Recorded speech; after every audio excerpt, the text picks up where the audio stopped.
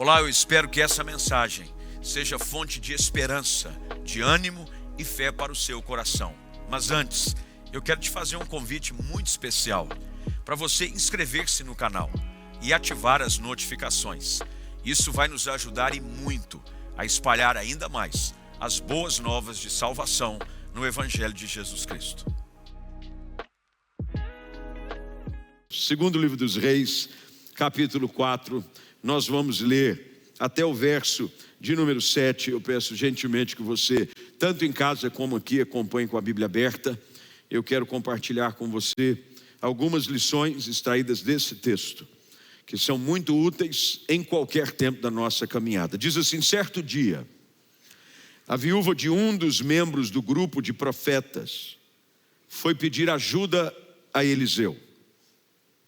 Meu marido, que o servia, morreu, e o Senhor sabe como ele temia o Senhor. Agora veio um credor que ameaça levar meus 2 filhos como escravos. O que posso fazer para ajudá-la? Perguntou Eliseu.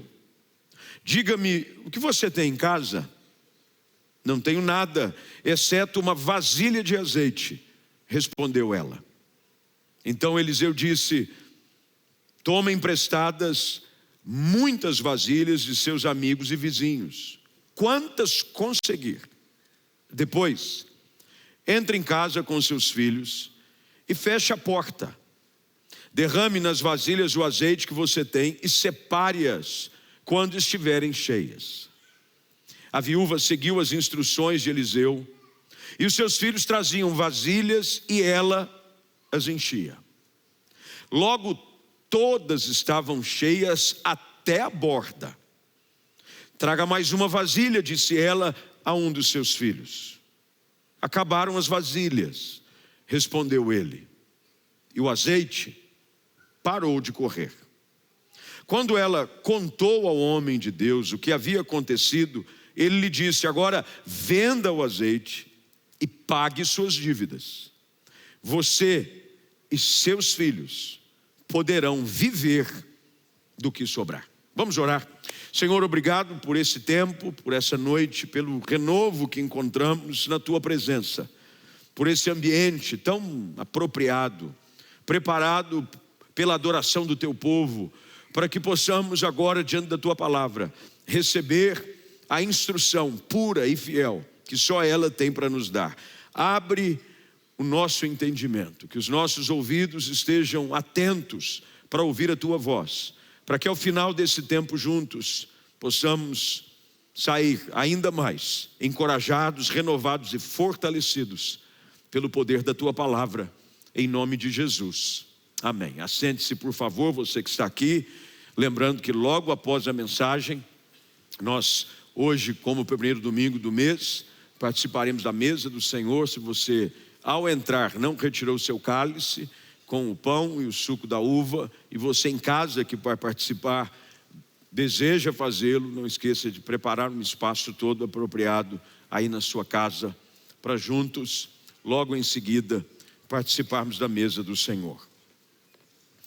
Às vezes o estereótipo da família perfeita, ele é desejado por todos nós.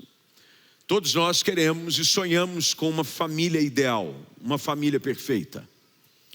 Aquela que cumpre não o padrão do mundo, não o padrão da sociedade, mas o padrão de Deus. Afinal de contas, quem criou a família foi o Senhor. A família é projeto de Deus. A família, ela foi projetada e desenhada pelo Senhor para viver de forma funcional, cada um cumprindo o seu papel. O homem, a mulher, quando vem os filhos, porque dentro da harmonia é que a gente vê a beleza de uma família, não é dentro da perfeição. Não existem famílias perfeitas, não se deixe enganar. Famílias que postam as suas fotos com todos os filtros possíveis no Instagram, não são tudo aquilo que você imagina. Mas isso não quer dizer que não sejam famílias felizes, porque a felicidade não se encontra na perfeição. A felicidade se encontra num desejo contínuo de fazer dar certo. É quando as lutas, as adversidades e os problemas surgem na caminhada, seja na vida dois ou quando os filhos chegam. Tem gente que sonha em ter filhos, e quando os filhos chegam e começam a dar trabalho, pensam: onde eu estava com a minha cabeça, que eu fui querer ter um filho. Porque a vida é assim, a vida é feita destes momentos sazonais. Mas quando eles surgem, eu preciso entender de que é uma decisão dar certo. Nós temos diante de nós o quadro de uma família praticamente perfeita. Uma família onde o seu chefe, o cabeça da família, era um homem de Deus. Um homem que servia o Senhor. Um homem que era um profeta. E o sacerdócio, ele deve ser exercido por todo homem dentro de casa.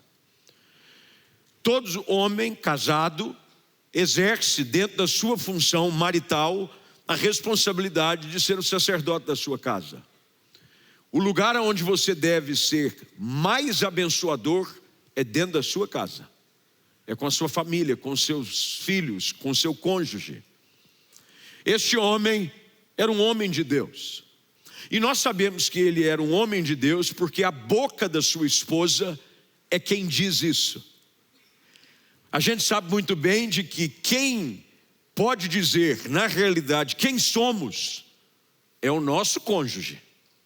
É dentro de casa que nós somos quem somos de verdade. A boca desta mulher, dessa esposa, é que traz um testemunho a respeito deste profeta como sendo um homem de Deus. Ele temia o Senhor. Temer a Deus não é simplesmente reconhecer quem Ele é, mas é fazer da sua prática diária, dos seus atos contínuos, um reflexo do reconhecimento de que há um Deus no céu. E eu preciso andar em pureza e retidão para com Ele. Essa família também tinha uma esposa que tem um perfil de uma mulher que se encaixa dentro de Provérbios capítulo 31. Uma mulher virtuosa. Ela é virtuosa porque dentro daquilo que é apresentado da estrutura familiar, ela era uma mulher guerreira, uma mulher que era parceira do marido. A mulher foi colocada ao lado do homem para ser parceira do marido. A mulher sábia, ela edifica a sua casa, mas a tola, com as suas próprias mãos, a derruba. Era uma mulher sábia. Uma mulher que era parceira do seu marido, lado a lado. Quem sabe no ministério que ele exercia. O fato de você estar fazendo algo no ministério, e tem muita gente que acha que às vezes que mulher de pastor é pastora. Não, mulher de pastor é mulher de pastor. Em alguns lugares existem essa combinação de que a mulher do pastor, ela é pastora, mas dentro da nossa estrutura denominacional, isso não existe. A mulher do pastor é a mulher do pastor, e ele é mulher do pastor, tem nome, porque tem gente que não sabe a mulher do pastor. Quem vai lá? É a mulher do pastor. Não tem nome, a minha se chama Ana Paula. Mas ela era uma mulher aqui, idônea. Ele tinha 2 filhos. Os filhos eram filhos que compunham aquilo que o ideal de todo pai quer ver nos seus filhos. Filhos que apoiam os seus pais e a sua mãe, honram o seu pai e a sua mãe. E nós sabemos por quê. Porque quando o pai vem a faltar e ele morre, o chefe da família, os filhos se colocam como apoio para sua mãe. Uma família dentro de um quadro, dizendo: esse é o tipo de família que eu quero ter. Mas toda família tem os seus problemas. E por mais que o quadro seja um quadro ideal, um quadro lindo, as fatalidades não respeitam esse roteiro tão bem desenhado. O fato é de que, por alguma razão, o chefe dessa casa morre. Ele vem a morrer, não se sabe por quê. A Bíblia não fala qual é a causa da sua morte, mas ele morre. E descobre-se na sua morte de que, por mais que ele fosse um homem de Deus, ele era um péssimo administrador. Porque você pode ser espiritual e um péssimo gestor. Quando esse homem morre, não há surpresa da mulher de que começa a puxar os extratos bancários. Não tem um no azul, tudo vermelho. Puxa no Serasa o CPF dele. Está preso aí num monte de financeira. Ele era um homem de Deus. Mas não misture as coisas. Há algumas responsabilidades que são de cunho espiritual, outras são de cunho moral e administrativo.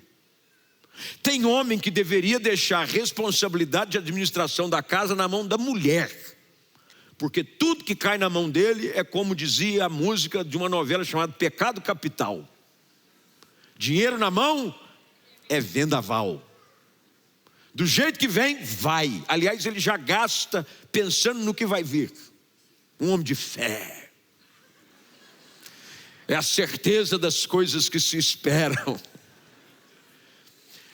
Descobre-se que ele tinha uma dívida absurda, a tal ponto de que os 2 filhos agora são reclamados pelo credor. E há uma lei, a lei que afirmava em Êxodo capítulo 21, verso de número 2, sobre como é que deveria ser tratadas dívidas quando não poderiam ser pagas.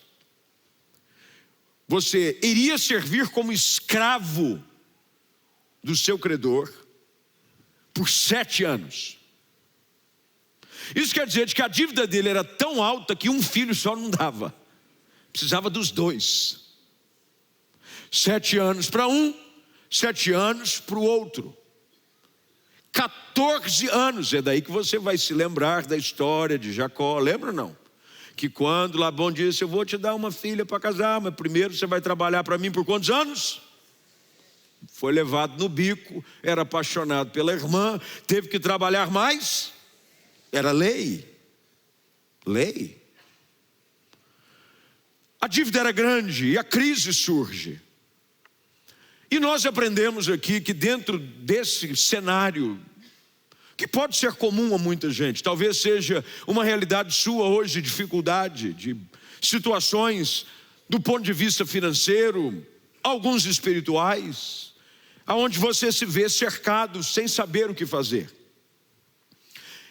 E a atitude dessa mulher nos ensina muita coisa. E é sobre elas que eu quero falar e prometo não passar do horário, até porque eu já gastei boa parte do nosso tempo, aliás não gastei, investimos boa parte do tempo orando juntos antes da leitura das Escrituras. Quando os dias difíceis chegam, nós precisamos saber o que fazer. Algumas vezes não há o que fazer. Em algumas situações é melhor nada fazer. Mas a verdade é que diante de alguns cenários é importante sabermos como reagir. E a Bíblia, ela é fonte de ensino para nós. A Bíblia não pode ser simplesmente um manual no qual você vai buscar versículos para autoajuda em momentos de desespero. A Bíblia deve ser um manual de conduta para todos nós. E tudo que foi escrito, de Gênesis a Apocalipse, tem o seu papel e a sua importância para nós hoje. Nada do que foi escrito pode ser descartado. Tudo isso foi inspirado pelo Espírito Santo, para que nós possamos hoje fazer bom uso das lições, das histórias, dos ensinos, para serem aplicados na nossa vida. E nós, como igreja, nesse dia, precisamos olhar para uma história como essa e aprender o que fazer em momentos tão difíceis como esse. Primeira coisa que a gente aprende com a história dessa família, desse estereótipo que parecia tudo bem, e de repente um problema surge, é de que a primeira atitude, anote se puder por gentileza, eu sempre peço isso, é que você precisa buscar ajuda quando for necessário. Buscar ajuda não é sinal de fraqueza, é sinal de inteligência. Tem gente que acha que pedir ajuda vai mostrar que ele é incapaz, que ele é fraco, de que ele não deu conta de uma situação, quando isso não é verdade. Buscar ajuda é sinônimo de inteligência. Eu tenho por hábito, eu não gosto de ficar perdendo tempo com algumas situações. Por exemplo, você vai numa loja ou vai numa farmácia e tem gente que diz assim, eu vou procurar um remédio. Aí você vai e fica olhando na prateleira. Aí você fica olhando prateleira por prateleira. Quando tem um sinal no estabelecimento, ou no caso como eu estou usando, da farmácia, em que há balcão de ajuda, às vezes tem uma pessoa com a camiseta escrita, posso te ajudar? Mas você não pede ajuda. Você fica procurando às vezes algo que você encontraria com uma simples pergunta. Você gasta 1 hora procurando um remédio. Eu já sou o contrário. Eu não tenho problema em perguntar. Eu entro e digo assim, viu, eu estou procurando falando nada. Tem. Não tem. Obrigado, passar bem, boa tarde, tchau. Buscar ajuda. A solução de uma crise, de um problema, de uma situação que você pode estar vivendo, que eu posso estar vivendo, começa quando nós buscamos ajuda. Busque ajuda. O que o texto diz? Certo dia, a viúva de um dos membros do grupo de profetas foi pedir ajuda. Busque socorro. Busque ajuda. Tem muitas coisas, se você não buscar ajuda, tendem a piorar com o passar do tempo. Busque ajuda. Busque conselho espiritual, busque oração, busque, seja lá qual for o recurso para a situação que você está vivendo. Mas aqui, muito me impressiona a atitude dessa mulher. É de que ela, diante de um problema, vai buscar ajuda. Agora preste atenção no que eu vou te dizer. Busque ajuda com quem pode te ajudar. Falar dos seus problemas para quem não pode te ajudar é perda de tempo. Você tem que pedir ajuda para quem pode te ajudar. Para quem ela vai pedir ajuda? O texto diz claramente, a viúva de um dos membros do grupo dos profetas foi pedir ajuda a Eliseu. E Eliseu era um homem de Deus. Esse que sempre passa entre nós é um santo homem de Deus, disse a sunamita. Peça ajuda para quem pode te ajudar. Você não pode pedir ajuda e conselhos e orientações em fontes vazias. Você não vai tentar beber água de um copo que está vazio. Você vai buscar numa fonte que tem água para te saciar. Você vai buscar alimento numa mesa que tem algo para te suprir. Essa mulher busca ajuda, mas ela busca ajuda das pessoas certas. Sabe qual é o problema? Às vezes nós buscamos ajuda no lugar errado. Tem gente que está com um problema emocional, um problema espiritual, vai buscar ajuda numa religião, vai buscar ajuda num recurso aqui e acolá, que nada vai te ajudar. Essa mulher busca ajuda. Diante de um problema, ela decide buscar ajuda com a pessoa certa. Que bom é saber de que há sempre socorro na hora da urgência na pessoa de Jesus Cristo. É por isso que nós podemos recorrer a Ele sempre. Ele diz, buscar-me-eis e me acharei. Mas eu tenho que buscar. Eu vou no lugar certo.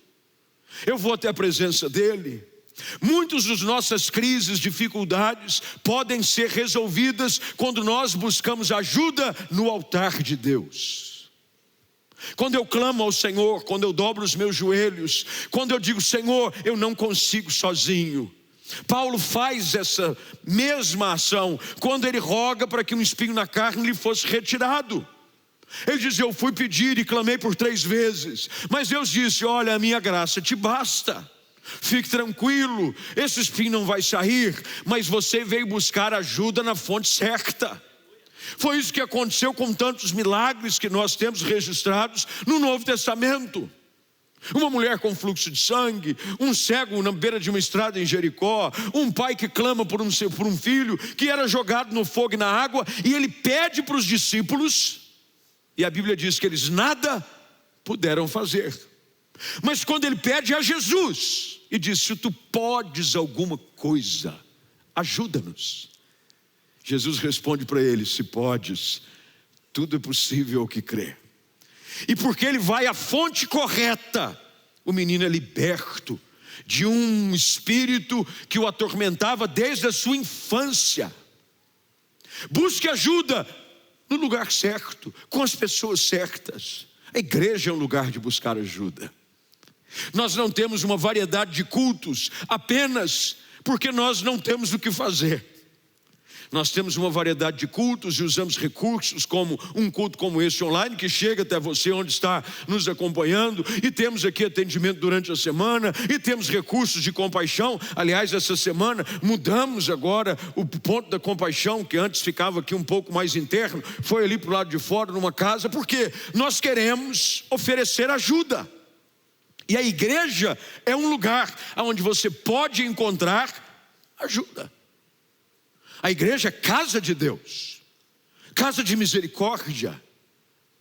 Essa mulher busca ajuda, mas busca ajuda com a pessoa certa e no lugar certo. Onde é que você tem buscado ajuda?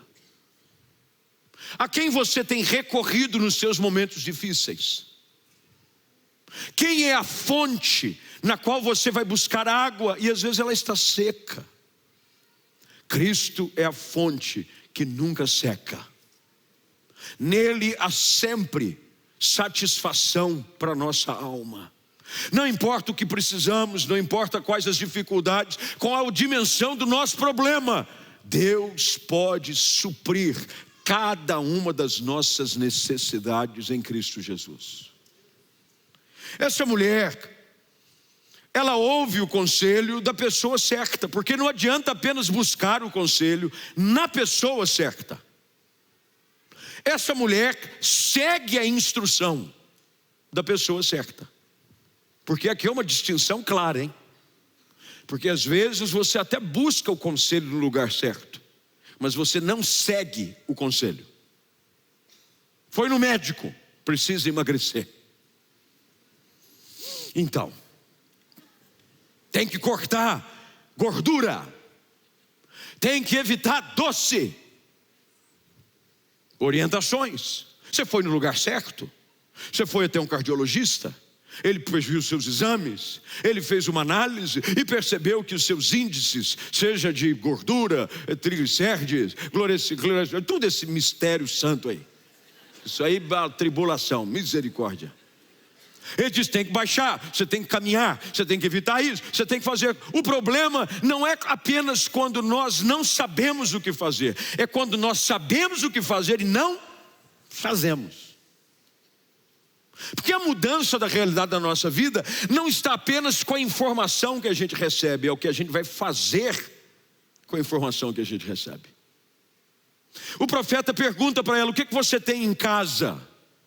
Ela diz: eu tenho uma vasilha com azeite, nada mais, não tenho nada. E aqui fica uma orientação clara do profeta. Às vezes aquilo que nós desprezamos é exatamente o que Deus vai usar para nos surpreender. Aparentemente ela não tinha nada, e não tinha mesmo, do ponto de vista para a dimensão do problema em que ela enfrentava. Uma vasilha de azeite não era suficiente. Mas Deus sempre vai usar o pouco que você tem para fazê-lo muito na sua vida. O pouco. Ele é o Deus que traz à existência até o que não existe. Quanto mais quando você coloca alguma coisa nas mãos dele para ele multiplicar. É um pouco de boa vontade, é um pouco de fé, é um pouco de esforço, é um pouco de esperança, é um pouco de alguma coisa, mas o teu pouco nas mãos de Deus pode se transformar em muito. É pouco. Às vezes desprezamos o pouco que temos. Eu não tenho muita força, eu estou sem quase força nenhuma. Eu não tenho mais amor suficiente para o meu marido. Eu não tenho mais respeito e amor suficiente para com a minha esposa. Eu já não aguento quase esse... Vai com o que você tem. E ela, com o pouco que tem, comece agora a seguir instruções. Instruções. As instruções são importantes. Instruções são passos que devem ser dados na ordem certa. Todo manual de instrução tem uma ordem a ser seguida. Você não pega o manual de instrução e pega o ponto 10 e ignora os outros 9. Porque o 10º ponto não vai fazer sentido nenhum na instrução se você não seguir os 9 anteriores. Você tem que seguir cada instrução, porque a caminhada é feita um passo de cada vez. É um dia você dá um passo, e agora, Senhor, você dá outro passo. E na medida que você vai seguindo as instruções, você vai encontrando a orientação necessária para chegar onde você precisa chegar. Essa mulher busca ajuda na pessoa certa, mas além de pedir ajuda, ela segue as instruções. Quais são as instruções? Verso de número 3. Eliseu disse: tome emprestadas muitas vasilhas de seus amigos e vizinhos. Quantas conseguir? Para aqui um minutinho, no versículo 3, e anote o que eu vou te dizer. É muito mais fácil você sair de um problema quando você encontra gente para te ajudar a sair dele. Sozinho é mais difícil. É por isso que a caminhada espiritual é impossível de ser percorrida isoladamente. Por isso que a igreja é importante. Por isso que o culto é importante. É por isso que é importante estarmos juntos. Eclesiastes capítulo 4, que é um texto usado continuamente para realizar cerimônias, e os colegas já devem ter usado em uma ou outra situação, aonde o autor escreve: é melhor serem 2 do que 1. Mas ele não está falando só sobre a relação conjugal do homem e mulher. Ele está falando sobre a importância de fazer as coisas com alguém junto. Jesus mesmo mandou os seus discípulos de 2 em 2. Caminhar junto facilita a jornada. A orientação de Eliseu é: busque com seus amigos. E sabe de uma coisa? É na hora que a coisa aperta que a gente vai descobrir quem tem vasilha emprestada para nos oferecer. Porque quem é amigo de verdade empresta vasilha. Hoje seria Tupperware. Lembra do Tupperware ou não? Tem mulher que tem problema com Tupperware. Não empresta Tupperware. Se empresta, ela cobra o Tupperware. Ela faz questão do Tupperware de volta. Ela sabe qual é a cor da tampa. Ela sabe qual é a dimensão do Tupperware. Mas quem é amigo, você sai daqui com essa palavra profunda: empresta Tupperware. Ele diz: vai buscar aos seus amigos e vizinhos. Vizinho aqui não é dentro do contexto. Eu preciso que você se situe culturalmente e também dentro da época, porque significa ser vizinho. Vizinho para nós hoje é uma coisa até meio distante. Tem vizinho que a gente nem conhece. Por causa da nossa correria, um sai num horário, outro sai no outro, mora em apartamento, e você não quer nem ver a casa do vizinho também. Mas dentro do ponto de vista cultural e histórico, vizinho aqui era alguém de convivência comum. Não haviam muros. Vizinho era aquele que os filhos, como antigamente, compartilhavam de tudo. Brincava no quintal, pedia açúcar emprestado. Ô, acabou o açúcar aí, não dá para emprestar? Pelo menos umas 200 gramas. Amanhã eu pego e te devolvo. Tem café? Quem que nunca pediu pó de café emprestado, irmão, para vizinho? Tem pó de café? Acabou. Eu preciso passar um café aqui para um pessoal que chegou. E o armazém, a padaria já está fechada. Vizinho é alguém próximo. O que Eliseu está dizendo é: aprenda a enfrentar as suas lutas, pedindo ajuda para pessoas perto de você. A Bíblia diz que em todo tempo você deve amar o amigo, mas é na angústia que nasce o irmão. Ela vai pedir vasilhas emprestadas. Agora aprenda uma coisa: não existe padrão de vasilha. O padrão do Inmetro para vasilhas deve ser nessa dimensão que contenha tantos litros. Não, vasilha, cada um tem a sua. Você já tentou fazer jantar comunitário? Ou almoço comunitário, dizendo assim: cada um leva um prato. Não pense que será a mesa mais bonita em termos de louças que você possa imaginar.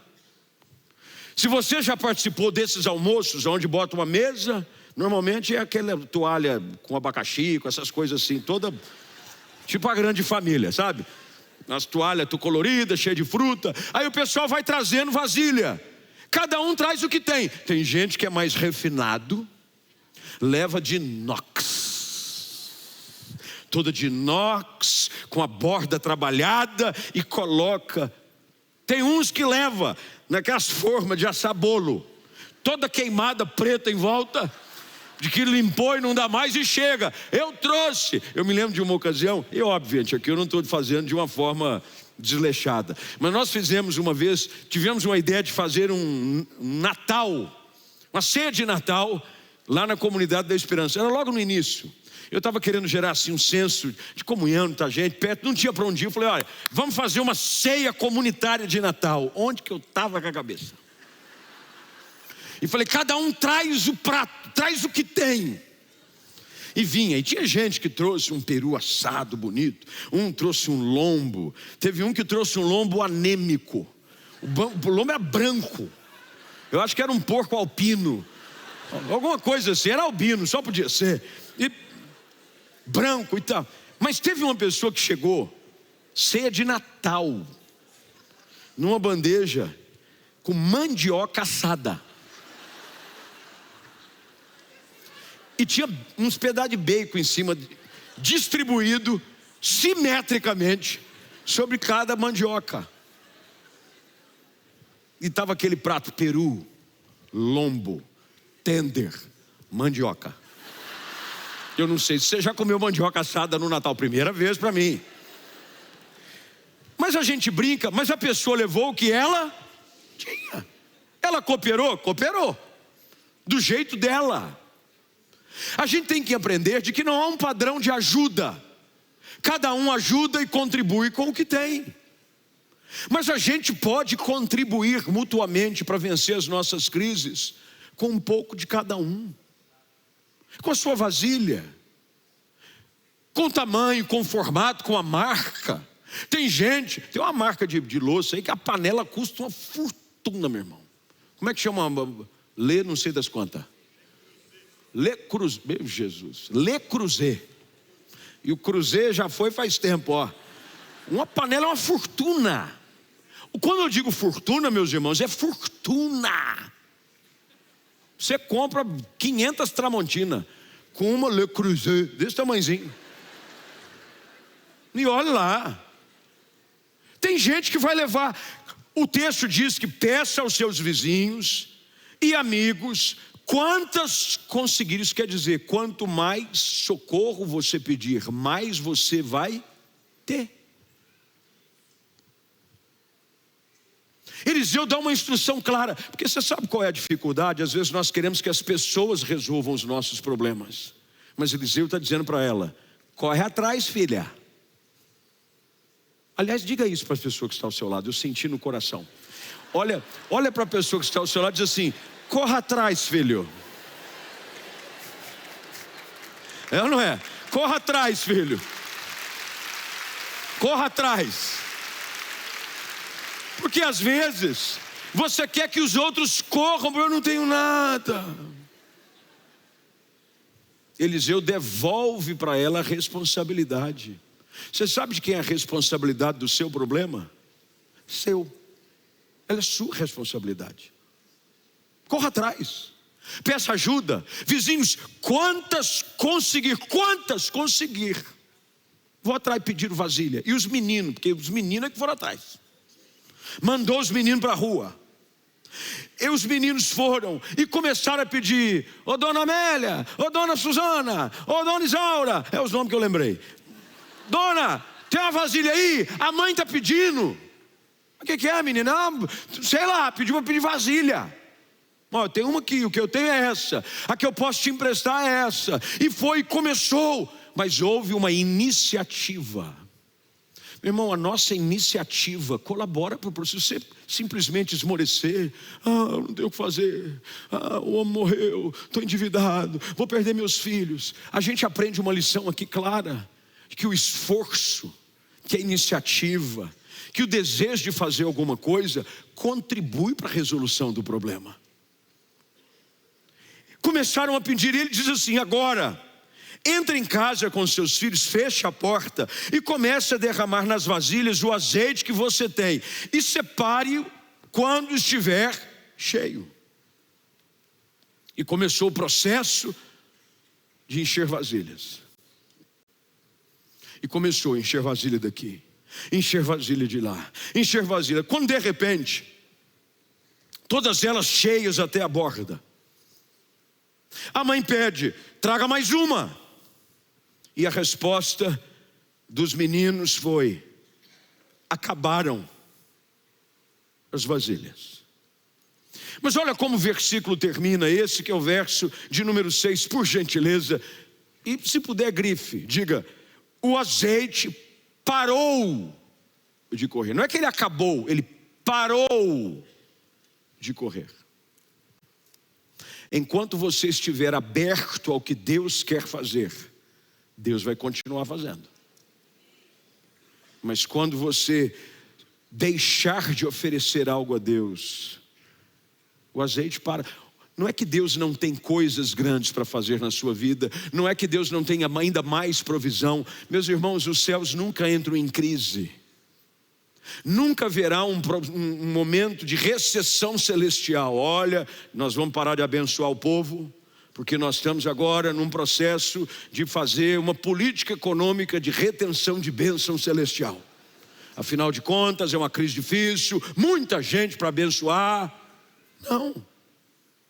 Qual é o princípio ali? Enquanto eu estiver disposto a receber de Deus, enquanto eu estiver colocando algo na presença de Deus, vai continuar fluindo sobre a minha vida. Tem gente que diz assim: eu não sinto mais como eu sentia antes. Mas eu não sirvo mais como eu servia antes.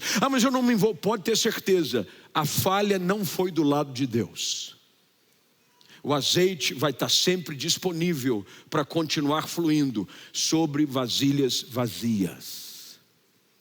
Se apresente a Deus: Senhor, faz de novo.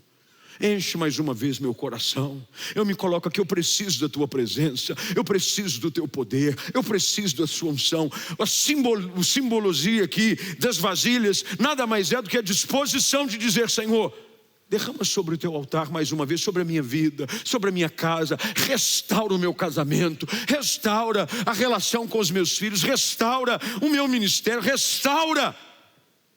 O azeite parou de correr. Parou. E aqui a gente aprende da importância de sempre vir sedento. Porque a Bíblia diz que aquele que tem sede sempre vai sair saciado. Não existe culto melhor do que o outro. Existem dias que você vem com mais sede do que outros cultos. Não é porque, não sei. Na maioria das vezes são os mesmos pastores, são os mesmos músicos. Dependendo do período, cantamos com uma certa frequência algumas mesmas músicas. Mas você já percebeu que tem cultos e diz: hoje o céu abriu, hein? Nossa, rapaz, pepiei o culto inteiro. Cheguei lá, nossa, eu senti um negócio assim. Ai, meu Deus. Aí você diz assim: o que vocês fizeram? Nada de diferente. Pregamos com a mesma paixão, servimos com a mesma intensidade, chegamos, preparamos, oramos, ministramos. Mas meu irmão, pode perceber, quando a terra está seca, cai uma porção de água sobre ela e ela revigora.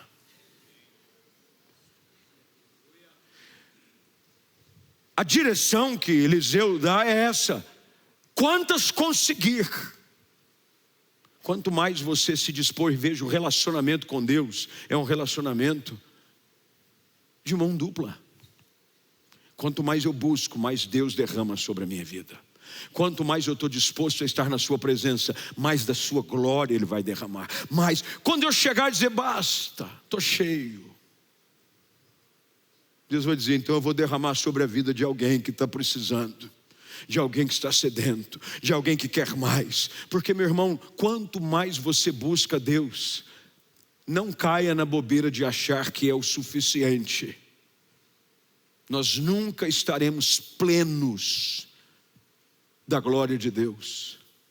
A glória é suficiente para o hoje, para o agora, e eu preciso de uma porção nova no outro dia, numa nova manhã. Mas amanhã é segunda-feira, eu fui domingo no culto. Mas você não tem que se satisfazer com a ministração do domingo, com o seu tempo de oração no domingo, com o tempo que você leu a Bíblia no domingo. Amanhã você precisa colocar suas vasilhas na presença de Deus novamente, dizer, Senhor, enche a minha vida, enche a minha segunda-feira cheia da tua glória, cheia da tua unção, cheia da tua presença, cheia do teu azeite, faz transbordar sobre a minha vida. Quando cessa o azeite, ela conta ao homem o que aconteceu. E aqui há uma direção clara, e fica de pé por gentileza, só para eu encerrar.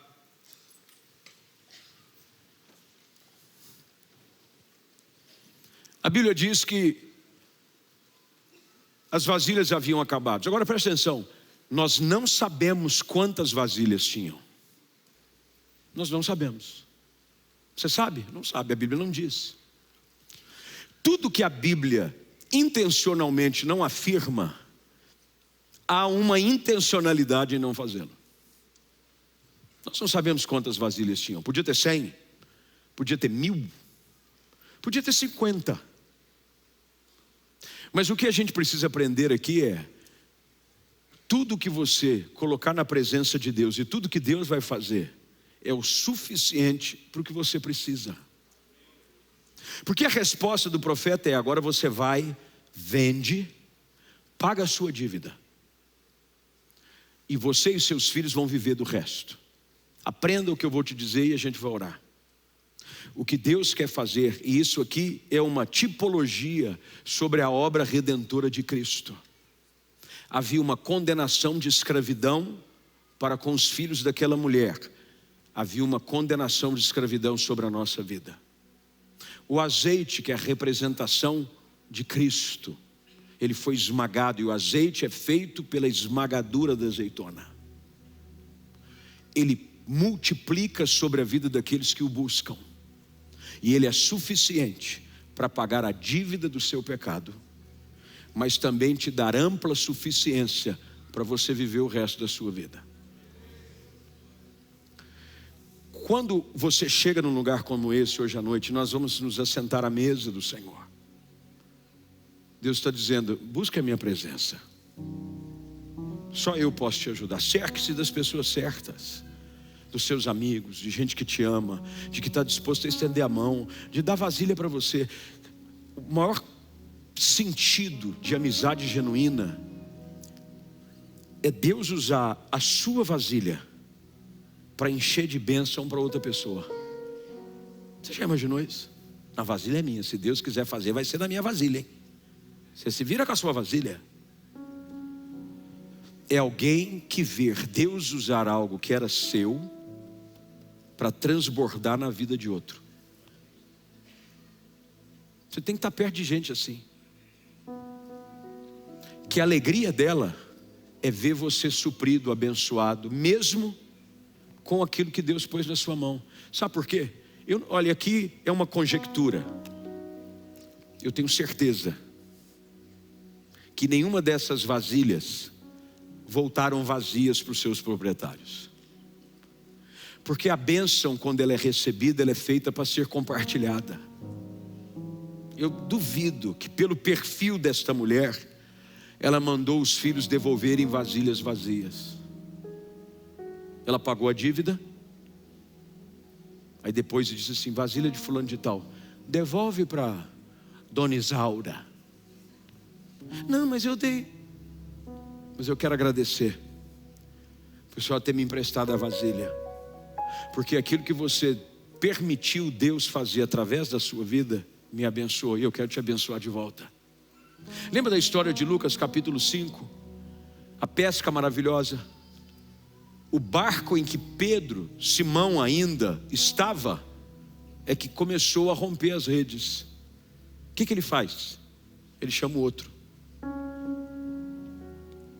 O que Jesus quer fazer na nossa vida é suficiente para nós, mas vai transbordar na vida de quem está perto de você, de quem te ajudou. É por isso que é melhor dar do que receber. Quando Abraão é enviado a uma terra que o Senhor mostraria, ele diz para ele: seja uma bênção. Portanto, hoje Deus quer nos ajudar a fazer o nosso cálice transbordar. E eu não sei qual é a sua luta, qual é a sua dificuldade, qual é a crise que você está enfrentando. Se é no casamento, se é uma crise espiritual, se é uma crise produzida pelo pecado, é a escravidão que está sendo cobrada sobre a sua vida, porque o pecado cobra o seu preço. E tem gente sendo cobrado por uma vida de escravidão nas drogas, no pecado, de uma consciência condenatória, e o diabo está começando a pedir coisas suas. Hoje Deus te trouxe aqui para te dizer: peça ajuda na presença de meu Filho Jesus Cristo. Ele vai fazer o seu cálice transbordar. Ele vai pagar o preço que você deve e que te leva à escravidão. E o que sobrar, você vai conseguir viver do resto. Porque o resto de Deus nunca é resto, gente. O resto de Deus é abundância, é riqueza, é prosperidade, é bênção sobre a nossa vida e sobre a nossa casa. Nós vamos orar. Você vai fechar os seus olhos, vai curvar a sua cabeça. Senhor, nós te agradecemos pela história dessa mulher sem nome. A história desse moço, desse homem que te servia, mas em algum momento deixa a sua família passando por uma necessidade. Mas que bom é de que, por mais que nós nos esforcemos e venhamos a falhar, o Senhor sempre se faz presente. Que hoje haja uma disposição de buscar ajuda na tua presença. Que hoje à noite, Senhor, haja um desejo de buscar em ti a saída que tanto precisamos e procuramos. Que nós possamos nos esforçar intencionalmente, colocar na tua presença: Senhor, está aqui a minha vasilha, está aqui o meu coração, enche o Senhor, faz ele transbordar. Eu não tenho o que é necessário para me livrar dessa situação, mas o Senhor pode todas as coisas. Muda a minha história, perdoa os meus pecados. Que hoje, Senhor, o azeite transborde de forma abundante sobre cada vida, sobre cada casa, e que haja uma decisão de viver na tua presença e experimentar o novo que o Senhor tem para a nossa vida, em nome de Jesus Cristo. Amém e amém.